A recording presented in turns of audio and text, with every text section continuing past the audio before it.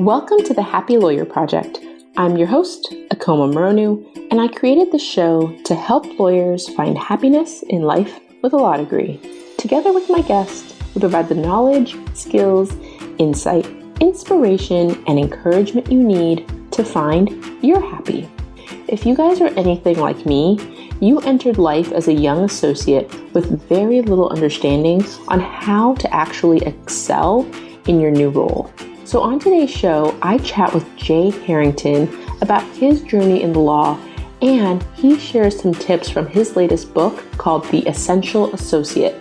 Step up, stand out, and rise to the top as a young lawyer. And don't let that title fool you. It's a great episode with a ton of actionable tips for all new lawyers, those who are young and the young at heart. I hope you guys enjoy.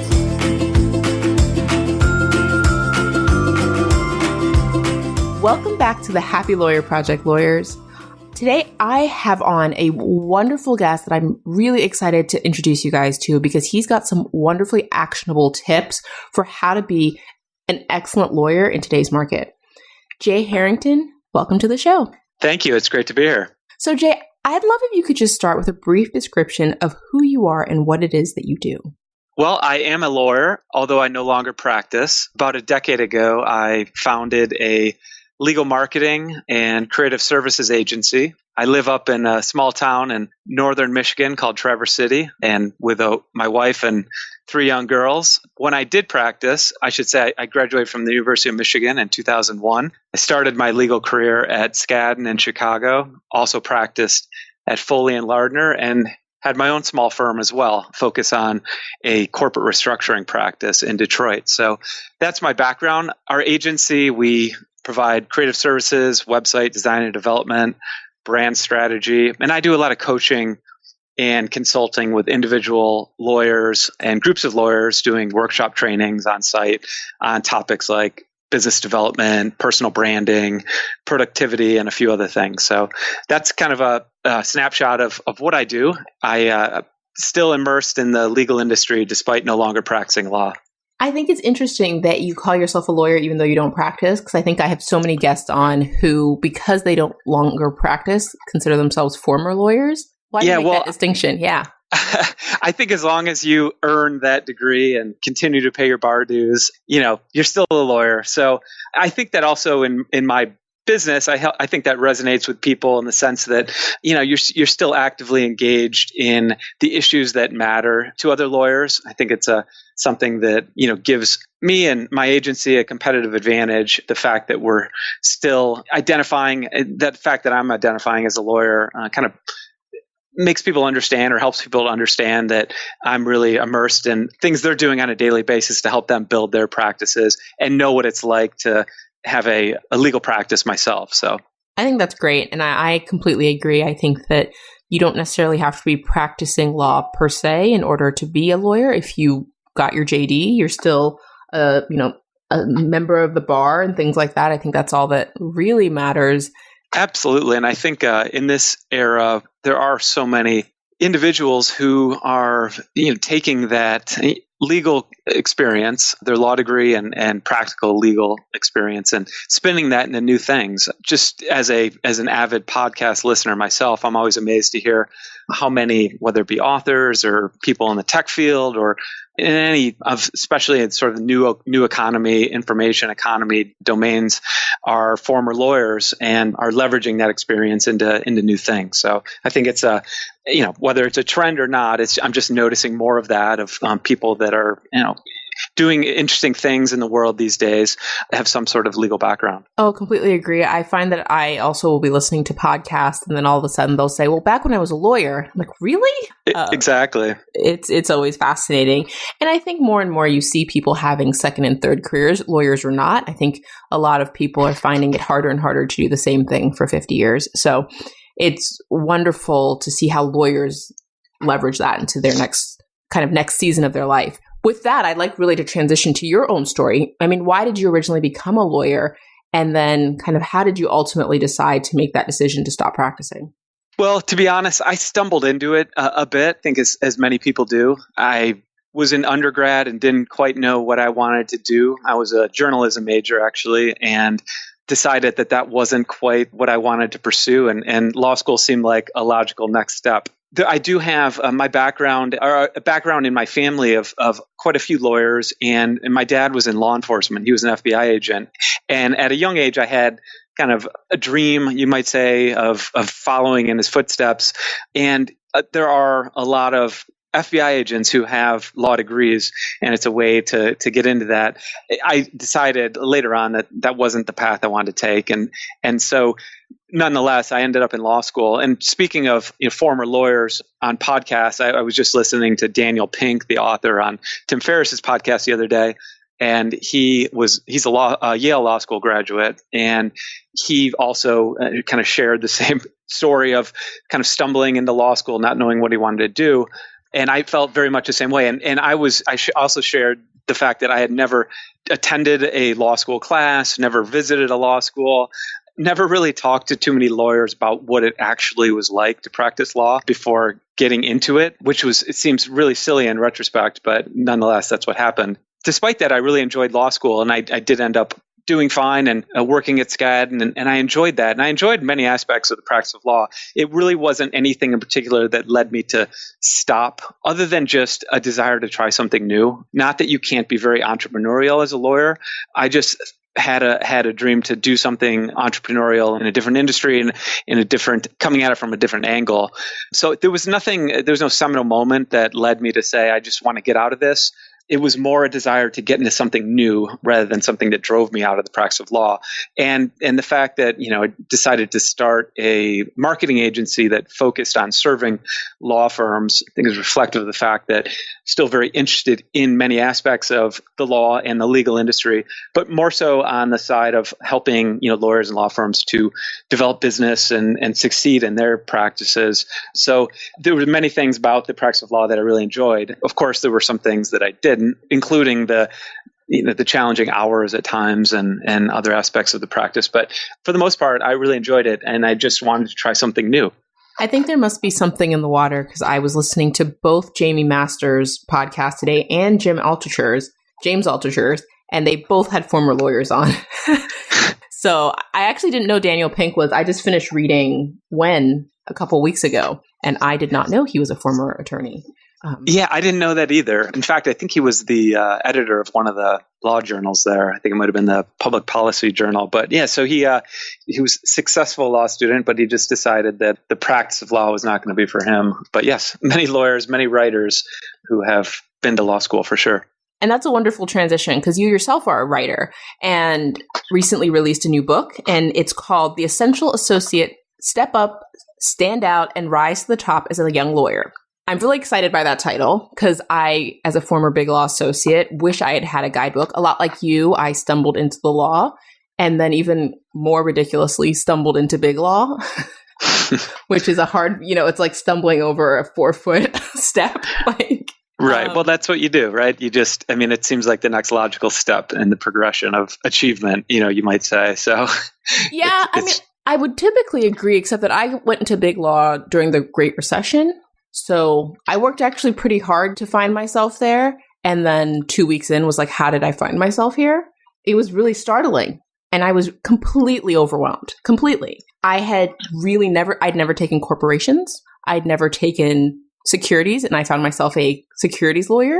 So I think there's a great need for a book like this in the market. But when you sat down to write this, what was the specific need that you saw that you were trying to meet? Well, I think more than anything, I was trying to write the book that I would have liked to have had when I started my career, because I share your experience to a great extent. It was a very intense time. I started at SCAD, I think 6 days after 9/11, and I was supposed to be a M&A lawyer, and due to the situation with the economy after the 9/11 attacks, almost all of the new associates, at least most of us in the Chicago office, got placed into the corporate restructuring, corporate bankruptcy group. I had never taken a bankruptcy class. I had never looked at the bankruptcy code. I knew nothing, and I was completely overwhelmed as well. So yes, it was very much trial by fire. It's been in the back of my mind for quite a bit now to write this book. So some of it was writing the thing that I wish I had. Another part of it is just in working with many of my clients over the last, say, 5 years, I think firms are placing an increasing amount of emphasis getting new lawyers off to a fast start, getting them up to speed and equipped to compete and be productive members of the firm from day one. I think part of that's the pressures that clients are placing on firms to pushing back on, junior associate time, what some might perceive as on-the-job training that they're no longer willing to pay for, or at least pay as much for. And so I think there's a need. I thought there was a need in the marketplace for something like this that can give young lawyers, say in their first or second year of practice, and even law students, obviously, a clear picture as to both what it's going to be like when they start and what steps they can take to overcome some of the hurdles and perhaps jump over some of the pitfalls that trip up many young lawyers as a result. So, and on top of that, there's been other books written like this, but things change so quickly. The market, in even the last 5 years, has really changed, and I thought that there was something missing, a book that addressed a lot of the social science and academic research on various topics that relate to performance and issues like resilience and growth mindedness. And I wanted to incorporate those things into a book that would help young lawyers get off to a fast start in their careers. There's so much in there that I want to touch on. But before we dive into kind of the more practical advice, and you know that I love the growth mindset and all of that social science stuff as well, I wonder, what do you think are some of the misconceptions or some of the old beliefs that people still hold about the practice of law that are no longer serving them? I think one of the big ones that I certainly address in the book is the notion, I think there's a residue of this notion that if you're an associate at a big law firm, for example, all you really need to do is just put your head down, work hard, do quality work, and everything else about your career will sort of take care of itself. And I think that's old school thinking, and I think it's a notion that we really need to get rid of. Because, from day one in particular, I think lawyers need to start thinking about laying a foundation for future business development. And no longer can they just count on opportunities falling in their lap or inheriting, work from other attorneys or just relying on the institutional clients of a firm. They really need to start thinking about things like building their personal brand and growing their networks and all of those things that kind of plant the seeds for opportunities down the road, whether it be to develop business or, things change for new opportunities to branch out in different aspects of new jobs or new opportunities wherever those might arise. So I think that's a big one.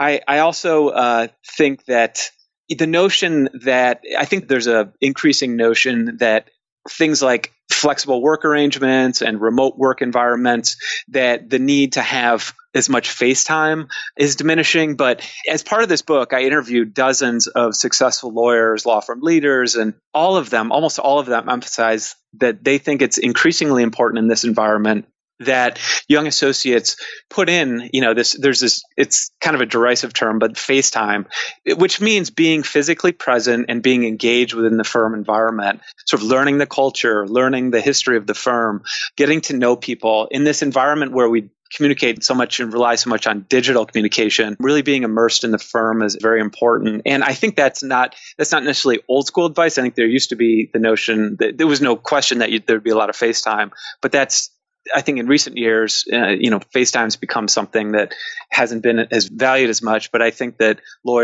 senior lawyers still really think that associates need to put that time in. I also think that another misconception, and I'm a big fan and proponent of the idea of building a niche practice, really having narrow expertise in a domain, serving a particular industry so that you're relevant, really highly relevant to someone and you establish yourself as an expert in that domain. But I also think that one thing that young lawyers really need to focus on and in that environment is building a broad skill set of technical skills. So that I think, again, it's not necessarily an old school notion, but I think that there's this trend towards specialization, which I think from a business development and positioning standpoint is very important. But I also think that lawyers need to have broad skill sets with technical skills to be able to bring those skills to bear for their industry that they're focused on. So, there's a few things there, but I think the big one, as I mentioned, was the first, which is not ever assuming now that you can just sit back on your laurels and sit back and expect opportunities to fall into your lap as it relates to progression as a lawyer. And when you start to have opportunities to develop business, those opportunities will not arise if you're not taking the steps to position yourself for business development success for over a very long period of time. So I think that's what I'd say as far as the some of the things that people need to watch out for as far as conventional wisdom when they enter a legal career.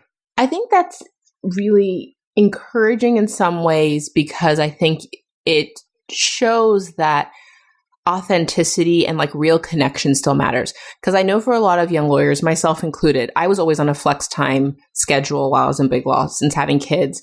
And even now at my new job, I really negotiated a lot of flexibility. But I've always known that it was important to build those relationships.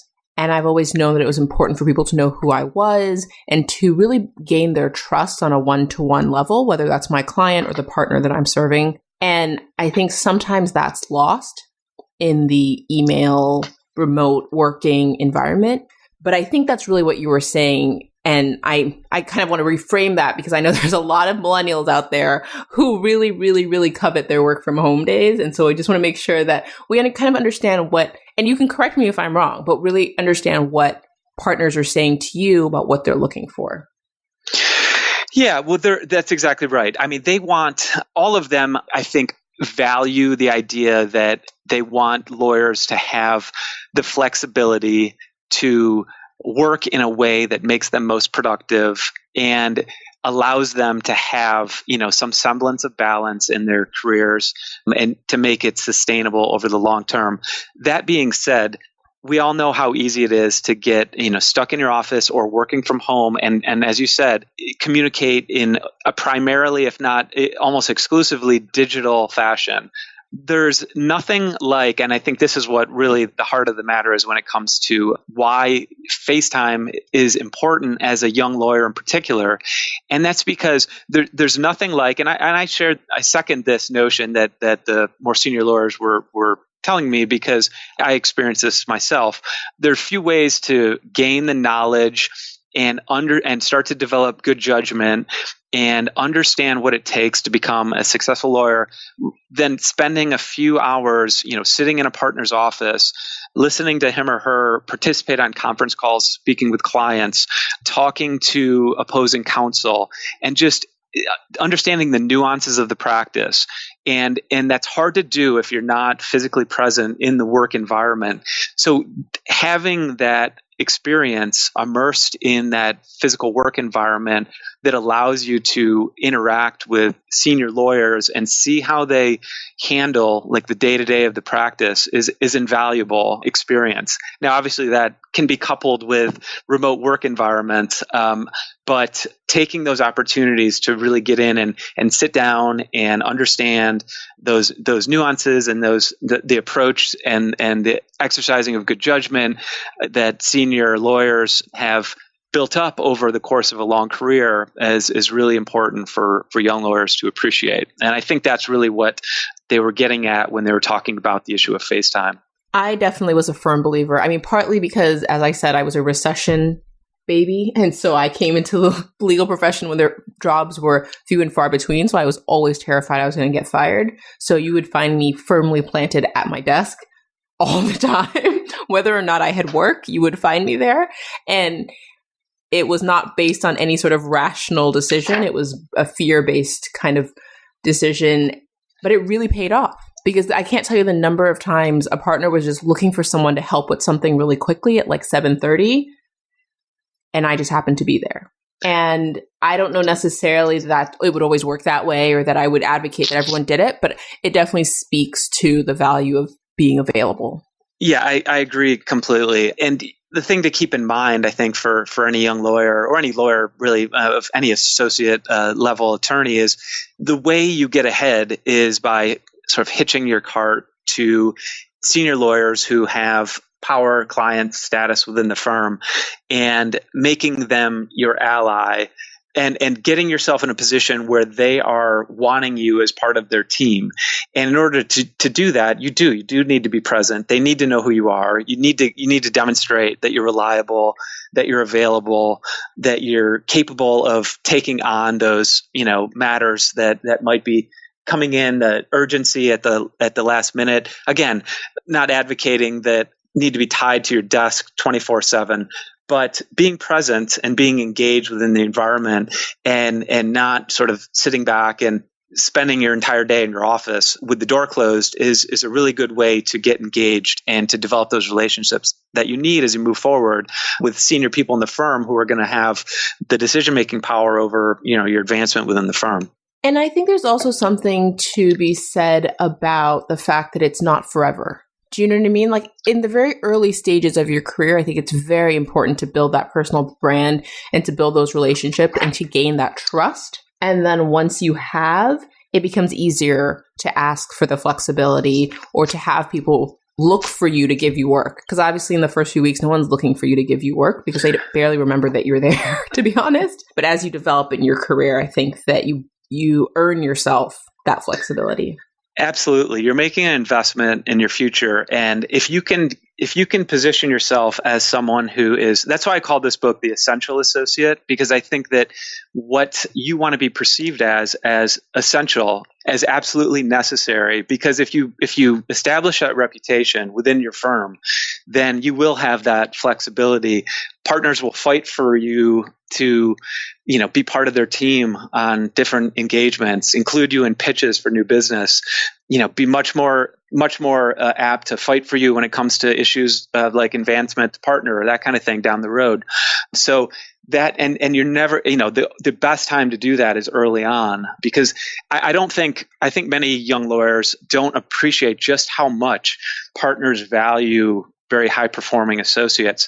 They're lifeline to a good night's sleep. If partners aren't trusting that you're getting the job done, and if they're not sleeping very well as a result, then you're just going to end up as more of a commodity within the firm, I think, where you're kind of staffed to fill in gaps. Whereas if you're seen as essential and reliable and high performing, like I said, you'll be a coveted asset by so many people within the firm. Okay, so beyond being available, doing good work, building relationships, what are kind of other actionable steps that new lawyers should be taking and maybe aren't taking to lay that foundation at an early stage? Well, this is one. I mean, it all depends. I mean, like I said, I wrote this book for generally lawyers in their first or second year of practice. So obviously, as associates advance, things change. But let's think about it from that perspective of, kind of a young lawyer who's relatively new to the firm. He or she's just getting their feet underneath them, and they're starting to, get a sense of what things are like. But one of the things, and I'm going to go back to some of the research that I did and conversations that I had with people. And I think this is one area where, as we all had this experience as associates, where you have to take on like some of the, somewhat mindless work, you might call it grunt work, that none of us really want to do, but that is ultimately so important. Again, getting back to this idea that what your job really is as a young lawyer is to treat the partner you're working for as your client. And as your client, that means really being in a position to sweat the small details, because that's really all that matters. That's what gets you to the next level in your career, is becoming known as someone who can handle and take ownership over all of the small details that you need to handle as a young lawyer at a firm.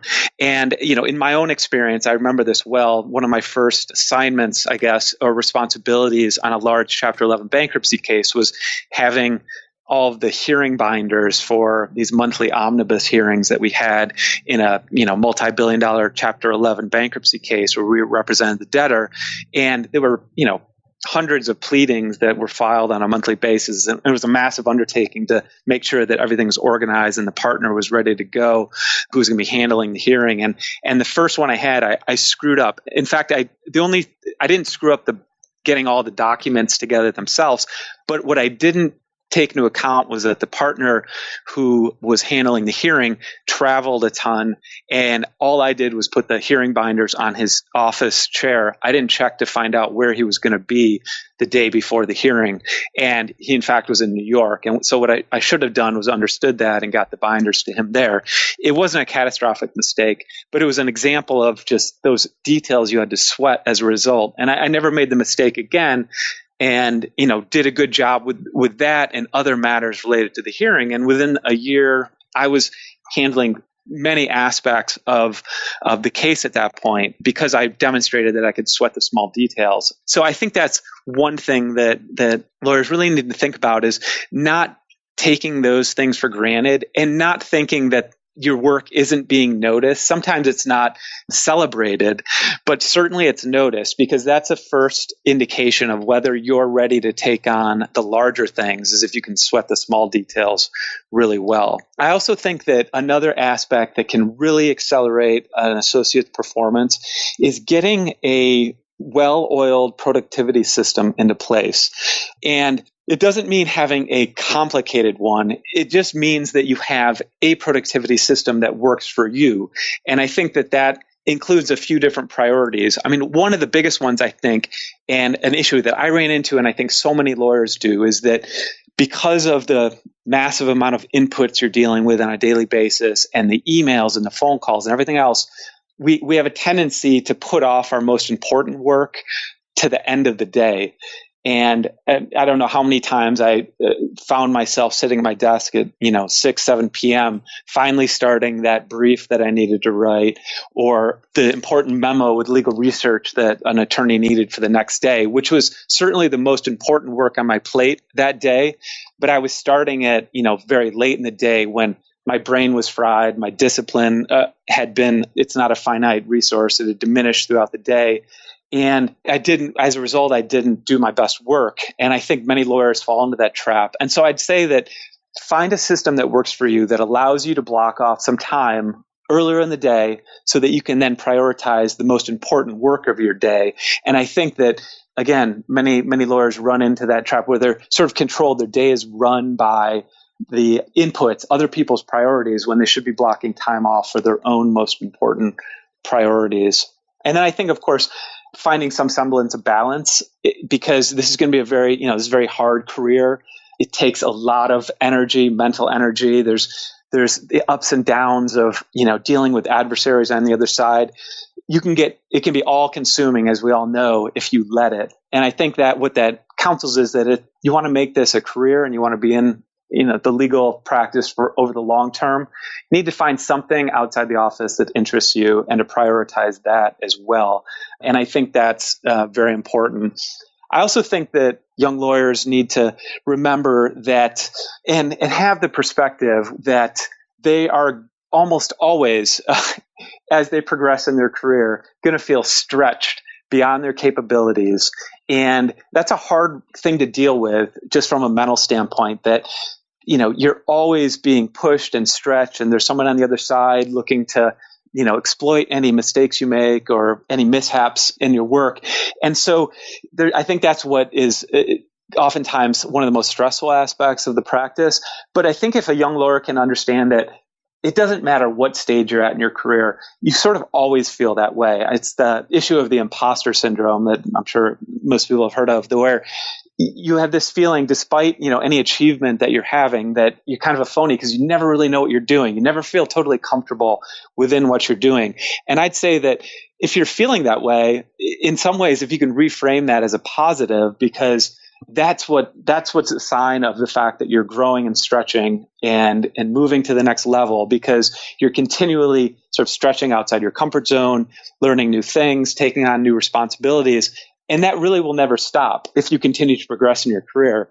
And so having that knowledge that everyone feels that way, even the most senior lawyer in your firm, oftentimes is really feeling challenged by what work they're doing and the new challenges they're facing, it can make things a lot easier to grapple with as a result. And then getting back to talking about the way my book is structured, the first half of it is all about these issues related to taking ownership over your work, seeing the big picture, having resilience, adopting a good productivity routine, being growth minded, and having balance in your career. I think all of these things are characteristics of lawyers who succeed in their careers. All of the discrete skills, things like good legal writing or project management responsibilities or skills, all of these discrete skills are things that people that have these characteristics of accountability and productivity and resilience and growth mindedness tend to adapt without too much problem. So I think those are a lot of the characteristics that matter, and that's sort of how my book is organized. That's the first half, and the second half is all about the business of law. So things like laying the foundation for future business development in particular. And I think that involves three things that lawyers should be thinking about throughout their career. The first is getting back to this issue of thinking about developing a niche for themselves, thinking about becoming known as an expert in a narrow domain, serving a particular industry. And as a young lawyer, that might mean you're serving, you're becoming known as an expert into some discrete area within your firm. You might not be widely known with clients, potential clients just yet, because you're not at that point in your career, but you can build that niche within the firm. That's something that many of the lawyers I spoke to, expressed as something of great importance. And then beyond that, once you've identified what you want to be known for, your niche, building awareness of your personal brand. So doing things like getting out and writing, public speaking, practicing entrepreneurship within your firm, which basically means taking on an entrepreneurial mindset within the confines of your firm, networking within your firm, getting involved in committees, becoming well known, because eventually you're going to want your brand to be well known outside of the firm. But as a young lawyer, what you're really focused on is building your brand within the firm. And then ultimately building and cultivating and nurturing your network, because that's going to be the most important aspect and predictor of your career success, which is the way you are able to interact and leverage a network of people who can help and lift you up throughout your career. So these are the things that there's an old adage, I think it's an old Russian proverb that says, if you chase two rabbits at the same time, you'll catch neither one. Well, as a young lawyer in a law firm, you have no choice but to kind of focus in unison on these dual priorities of focusing on becoming a good lawyer and also becoming adept at laying a foundation for future business development, because that's what's required sort of in this legal environment and competitive marketplace that we're in. I love that you put all of this in a book, and I really love that you put the mindset, resilience stuff in there as well, because to your point, the skills often aren't the hard part. And there's so many young lawyers. I love mentoring young lawyers. I love working with young lawyers. And so many of them burn out, not because they aren't capable of the job, but because they aren't capable of handling the job. They could do everything that was being asked of them, but it was really the stress. They would internalize the work stress. They would not be focusing on the right things. They would become very easily overwhelmed. And it was unfortunate, because I think they would have had very promising careers if they had just taken a step back and really seen the big picture a little bit more. And so I would like to touch on that just really briefly, because I'm cognizant of the time. But you talked a little bit about the importance of getting comfortable being unsure, getting comfortable with discomfort. And I think that's right on. And I think when I realized that, it completely changed my career. And I don't think I would have the role I have today if I wasn't comfortable with discomfort. At least every single day I get about 15 legal questions I've never even considered. And I'm the only lawyer who deals with these things. So it's not even like I have someone to ask. I just have to figure it out. And I think if I hadn't learned how to control my mindset around it, I would be an anxious ball in the corner every day. But what are your thoughts on the mindset that a young lawyer needs to have, and how you actually balance your work life and your outside interest? Okay, yeah, a few things on that. The first I would say, because you raised about the fact that it's not necessarily the skills that matter, but handling the actual just practice and the things that are thrown at you as a lawyer, not necessarily the technical skills. Everyone can learn those, but just learning how to grapple with the practice itself. And one of the things that I often hear is that lawyers will say, well, I thought I was going to have a real passion for this. And I just don't. I just don't like the practice of law. And I would say one thing is that I think you become more passionate about something the better you get at it, right? And hopefully everyone's experienced that in some capacity or another. So for someone who's had maybe a romantic notion of what the practice of law was going to be like based on who knows what, pop culture, movies, a book they read, something they, just perceived that it would be, that it hasn't turned out to be. Part of that might be you just haven't gotten to the point in your career where you've developed a sufficient amount of mastery over what you're doing that you can start to regain or gain for the first time a passion for what you're doing. So hang in there. I mean, that relates to most people I'm sure are familiar with the Malcolm Gladwell's 10,000 hour rule about how long it takes to gain mastery over something. And if you think about it, that's about 5 years of practicing. And that's about when I think lawyers really start to hit their stride. And that's when they're most recruitable by other firms, and firms, they're start to think about things like business development to a greater extent. It's just a point that you have to get to. Some get there faster, some never get there at all. But for someone who's, maybe in their first or second year really struggling with that, just understand that it happens to everyone, and there is, a light at the end of the tunnel for many people. But as far as, that issue of, how to kind of work your way through the struggle, I think that there are moments, and I think that it's one of the important things. You need to really be conscious and be aware and take stock of things as they happen in your career. But I mean, in my personal experience, I really do remember being completely overwhelmed, never knowing how the heck I was going to figure out, a particular issue or tackle a particular challenge. And then you figure it out. And I think if you can just remember that, and it's almost like racking up a few small wins.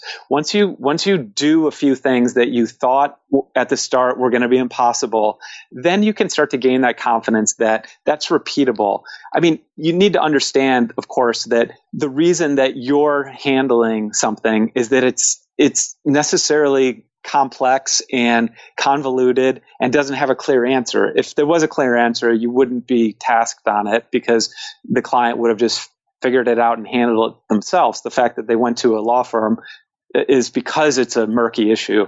So understanding that, there's not going to be a black and white answer, and that you will be able to figure something out that will move the ball forward and hopefully help bring a resolution to whatever you're working on. Once you can do that a few times, then if you can take stock of that and remember that the next time you're faced with what seems like an impossible situation that you're completely stressed out about, you can come at it from a different perspective and understand that you will get through this one too. And I think that's what the growth mindset's all about. It's understanding that you're not static. You're not stuck in your current circumstances. You're going to learn and grow from every situation, and you'll be better tomorrow than you were today. So keep that in mind, and that will help you to get through some of those tough moments as you're faced with a seemingly impossible task. And then as far as, striking that work-life balance, again, I think that one of the things that leads to burnout is that just all or nothing mentality of just bringing everything to the table in your career and not really looking at it from a long-term perspective. So many lawyers burn out so early, and that's because they don't strike that balance. Yes, I mean, obviously billable hours are extremely important and you're going to work hard and all of that. But if you can have a longer-term perspective and understand, just like the way athletes train, even the top performing athletes in the world, well, especially the top performing athletes in the world, they structure a tremendous amount of rest and recovery into their schedules. And that's what allows them to have, long, successful careers. And the lawyers need to come at it from the same standpoint. You can be a raging workaholic and, I guess, be successful in a legal career. But again, why I used the quotes was because obviously everyone's definition of success is different. And you can, if you're going to have that just all work, no life perspective of your career, you're going to be miserable as a result. And that's not news to anyone.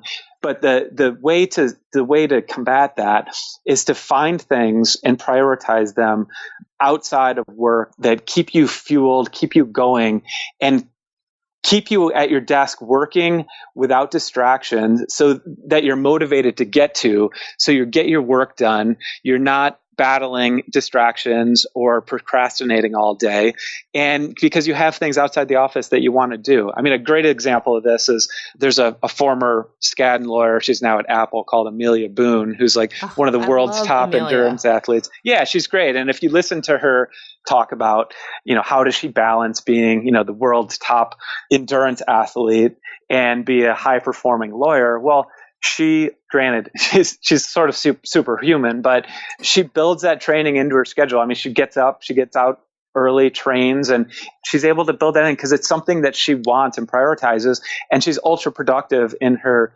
workday as a result. So I think that if you can have that thing, it can help you to be a better lawyer in many respects, because you're going to be super focused during your day, because you're not going to want to spend all your day at the office and end up eating Thai food out of a styrofoam container at 9 p.m. in a conference room every night. It's just, unlike many lawyers, you'll really be in a position to be extremely productive and focused during your workday because you want to get out of the office. I didn't know where you were going to go with that. And I think it's so funny that you kind of took it in that direction, because it makes me think of how much time I had as a first and second year associate and how little time I thought I had. And I feel like it may be worth saying to young associates that merely worrying and complaining about your job isn't actually working. I feel like I filled up a lot of my free time with that. And now I have this podcast. I have a job where I work far more than I ever worked as a first and second year associate. I have 2 children, and I find like I have more time in my day than I thought I had as a first and second year associate. And so a lot of that comes from the fact that this podcast is something that I really do enjoy, and my kids are something that I adore. And so it really does drive me to be more productive throughout my day, get more done, and to not waste as much time.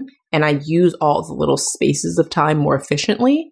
Yes, exactly. I mean, I call it Parkinson's law of being a lawyer, which is, if you think it takes 3,000 hours a year to get to be a highly productive lawyer, then you'll spend 3,000 hours a year working.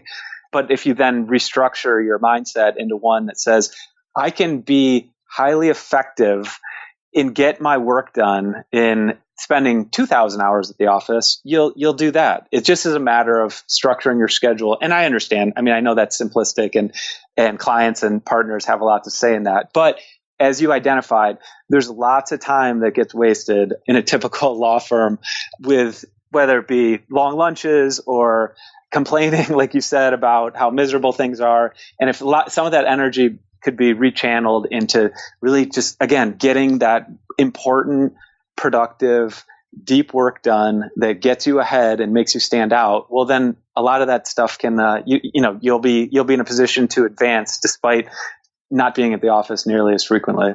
And I know that we've gone way over, but I really want to touch on this because it's a question I always ask women, and I try to ask most of my men interviewees as well. But you mentioned you have 3 daughters, and I know that you've made some lifestyle changes in the past. And so I'd be interested in personally, kind of how do you think about work-life balance today? Well, for me, I made a decision a few years back that I turned 40. I'm 42 now. So this was kind of leading up to that. And I decided, you know what, this is the time I need to make some decisions. My wife was pregnant with twins, and we had a daughter already, so we were going to have 3 soon. And so we made some big decisions. We transitioned our company from one that was working in a bricks and mortar office to one that operates virtually. We moved from a suburb outside of a large city to a little town up in northern Michigan, where we have the lifestyle that we really wanted, and more than anything, decided that was going to build my business around my life rather than my life around my business. And basically what I set a few priorities, and they were inviolable. Like, I was going to work until school was out. And then when school was out, I was going to, my workday was going to end, except, in certain, obviously not every day's perfect, but more often than not, because that was my number one priority at that point, was to kind of be there for my kids. Now, that being said, in order to accomplish that, I started restructuring my schedule where I'd get up at, 4:35 in the morning to write my books or whatever it might be. because that's what I wanted. But then that leaves a lot of time at the end of the day to be able to focus on family, which really matters, as well as other things. I'm a big proponent that, yes, you need to focus on your career, you need to focus on your family, you also need to focus on yourself. So I try to carve out, sufficient time for myself as well. Because I feel like if you feel like you're giving all the time to others, then you're sort of a stifled person who maybe starts to resent those people you're giving to. So I think for anyone, it's important to, whether you're, have a big family and a career and everything else. I think many of us end up giving so much of ourselves because we think that's what it's expected of us, and we never take time for ourselves in our schedule.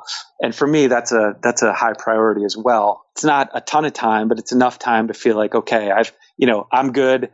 Now I can be there for everybody else too. So I think that it's just important to really be purposeful and intentional about, the life you want, and not accept notions that, and just in the context of a legal career, just accept as like a fait accompli that life's going to be this hectic, frenetic, crazy existence that you just have to go full bore at and eventually, flame out or survive. It shouldn't be that way.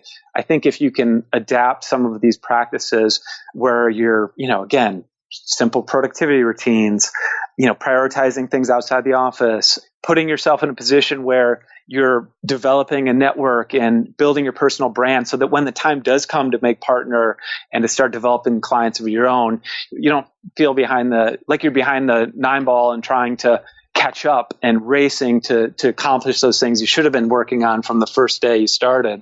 These things can all help to create a more balanced life that is really going to be sustainable over the long term. It seems like a lot of what you're saying is really having intentionality about the way you spend your time and spend your energy. And I think because lawyers aren't necessarily taught the business of law, sometimes it's hard to know how to do that.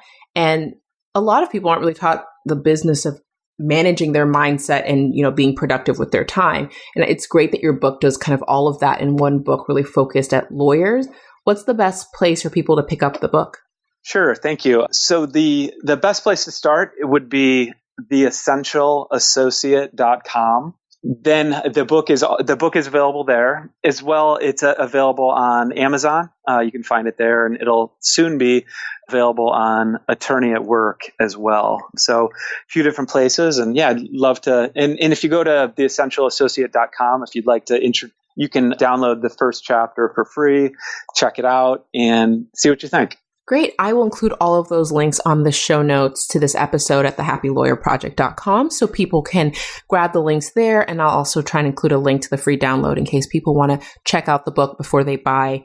I just want to say thank you so much, Jay, for sharing your story with my audience today and giving us so much information and a preview to what people can get in the book. I think it's so helpful for really associates of all levels to know that there are resources out there and people out there who believe you can do this a better way. Before I let you go, I have a very last question, which I ask everybody who comes on the show. And that is, what do you think separates happy lawyers from lawyers who struggle to find happiness in life with a law degree? I think it's a matter of, again, getting back to this issue of being purposeful and intentional about your career. I think lawyers who are happy understand what they have an aptitude for, what direction they want to go in, that they're not stuck in one path for their entire life and career. And I think that's what really separates people. And whether that be using those skills in a legal career, in a traditional law firm environment, or in some other aspect of business, or not at all, just utilizing them as skills, but being purposeful, intentional, understanding they have options, and taking control of their circumstances and not letting those circumstances be dictated by others, I think is what really separates, someone who thrives in their career versus someone who struggles. Thank you so much, Jay, for that. I appreciate it. Thank you so much. It was great to be here. Thanks so much for listening this week, you guys, and joining me for the Happy Lawyer Project podcast. If you enjoyed the show, please feel free to share it with your friends, and I'd love for you to head over to iTunes and leave a rating and review. I want to say a huge thank you to everyone who's already left a review, sent me an email, DM'd me on Instagram, or reached out to me in any other way. I truly appreciate you and love hearing from you. And I want to just remind everyone that this week's sponsor is Common Bond. So if you're considering refinancing your student loans this year, I would definitely head over to commonbond.co/happylawyer to check them out. As a reminder, you'll receive a $200 cash bonus for using that link. Until next week, I hope everyone finds their happy.